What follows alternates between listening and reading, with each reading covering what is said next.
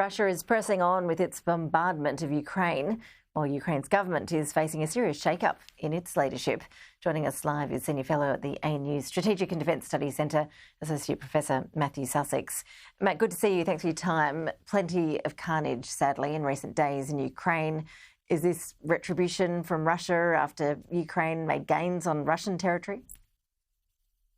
Oh, look, yeah, I think it is, Ash. It's straight out of the Russian playbook for what happens when it feels that it's been insulted or feels that it's had a setback. It tends to respond with monumental violence.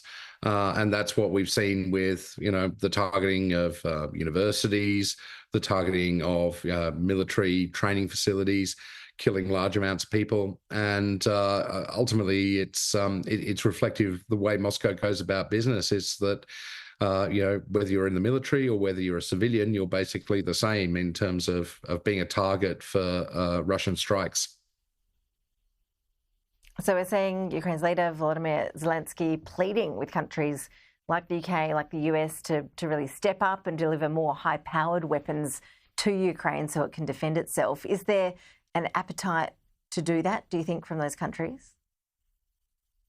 Well, look, I do think that this line that often you hear out of particularly DC, that the United States and the West is helping Ukraine to defend itself is perhaps starting to ring a little bit hollow, and that's because, of course, Russia is able to locate its missile forces and a lot of its aircraft with long-range missile capabilities well beyond the reach of anything the Ukrainians can use to strike back at them.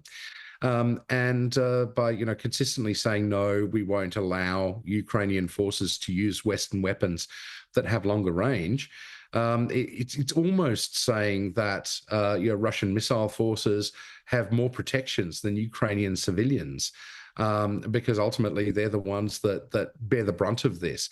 So, I think that Kiev is very much on the offensive when it comes to trying to persuade the West to lift those restrictions on those weapon systems, and there is a fair bit of pressure on particularly the Americans to agree to that. Whether it happens or not, I suppose we'll just have to wait and see.